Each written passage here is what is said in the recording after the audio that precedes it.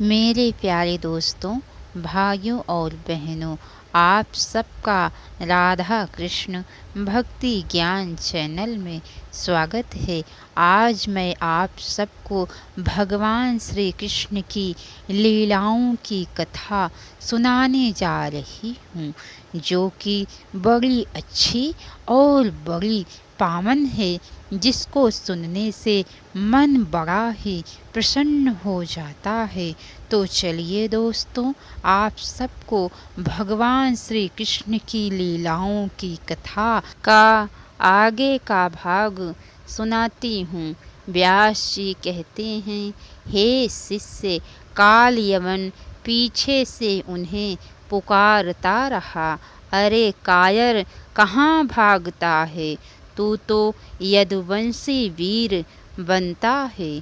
तूने जरासंध को 17 बार हरा दिया, फिर मुझसे क्यों भयभीत हो रहा है? श्री कृष्ण ने पलट कर एक बार भी उसे नहीं देखा। उसके पीछा करने को वे अपनी कनखियों से देखते जाते थे, ताकि वह कहीं रुक ना जाए। काल यमन भी श्री कृष्ण के पीछे पीछे उस गुफा में घुस गया। वहाँ उसने देखा कि एक चादर ओढ़े एक व्यक्ति सो रहा है।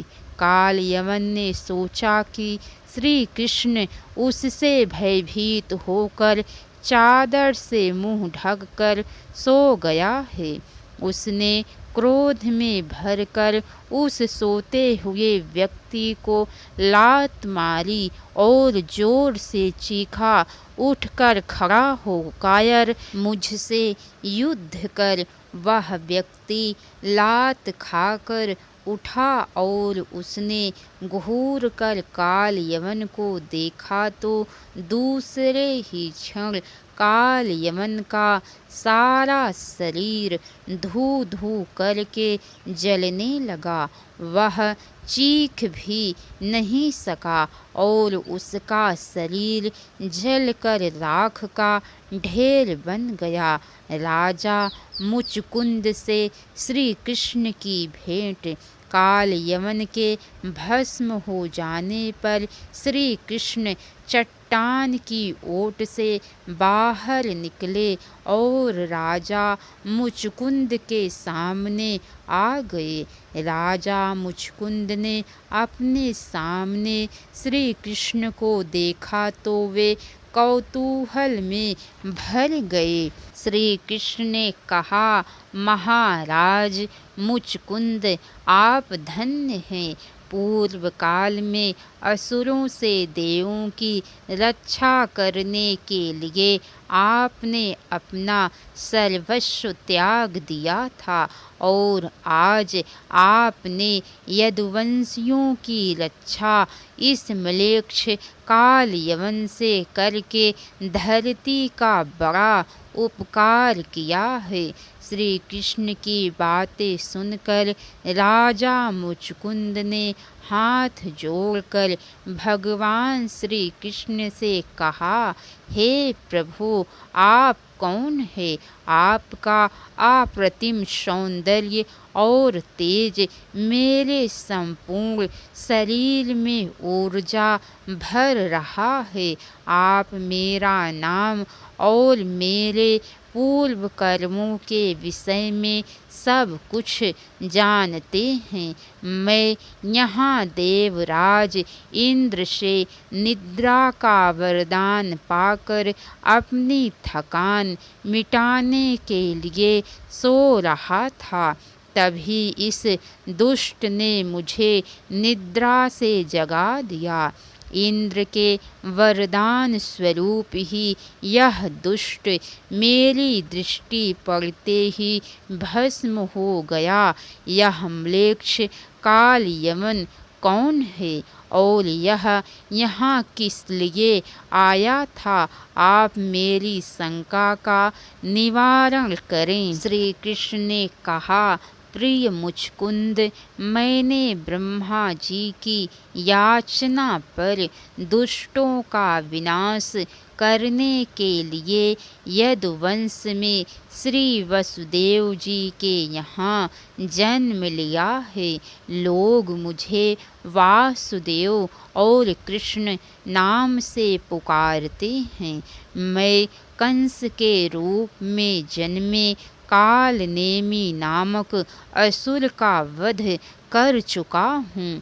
उसके अतिरिक्त प्रलंब और अनेक साधुओं के विरोधी असुरों को भी मार चुका हूँ।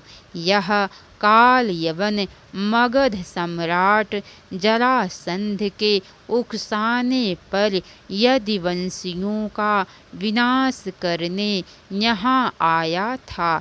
जो तुम्हारी तीक्ष्ण दृष्टि पड़ने से भस्म हो गया।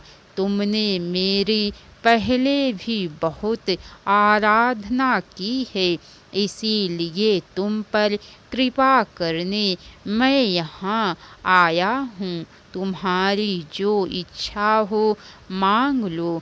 उसी समय महाराज मुचकुंद को वृद्ध गर्गाचार्य का वह कथन याद आ गया, जिसमें उन्होंने कहा था कि द्वापर युग में यदुवंश में जब भगवान विष्णु असुरों का संहार करने के लिए जन्म लेंगे, तब तुम्हें उनके दर्शन होंगे। मुचकुंद तत्काल श्री कृष्ण के चरणों में गिर पड़ा और बोला, हे प्रभु, आप तो जगत के स्वामी है। सारा संसार आपकी माया से मोहित हो रहा है।